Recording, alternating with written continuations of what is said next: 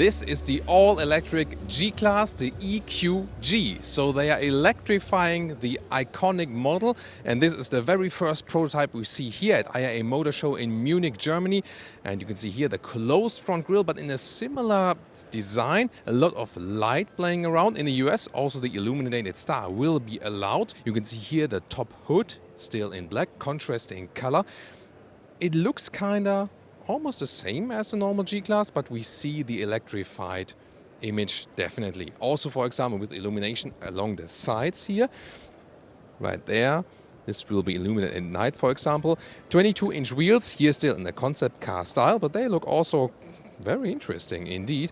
And it will also feature the very classic leather frame chassis with independent suspension in the front and rigid axle in the rear to be even, as rough as before. 4 electric motors actually, so you will be probably able to control the wheels individually, so to speak.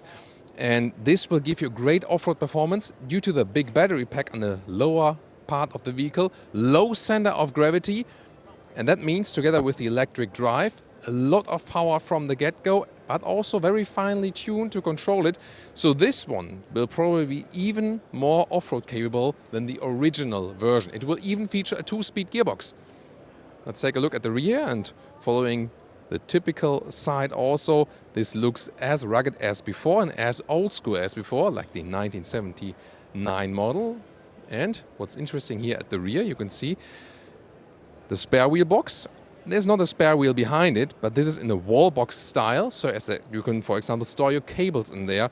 And this is also, once again, leading it to the future here for the EQG. What do you think about this approach? And they will most probably also put one of their big battery packs in it. At the moment, they have one with 90 kilowatt hours, one at 108 kilowatt hours.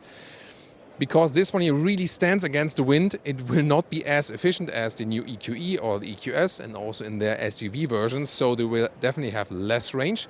But I mean, when the new generation here of the G-Class was introduced, Arnold Schwarzenegger demanded an electric version, and yeah, they are definitely giving it not only to him, but also to us. You can see here this rooftop, and on top of it, when you look from above, you can see a G logo on the top of it, and yeah, probably at the end of the day, you will be able to put a roof box in there, for example, for even more luggage capacity and so on. So I think the styling is really, really cool. It has definitely a retro style, and I like retro electric cars. We've seen also with the Hyundai Ioniq 5 that people really go for this retro design.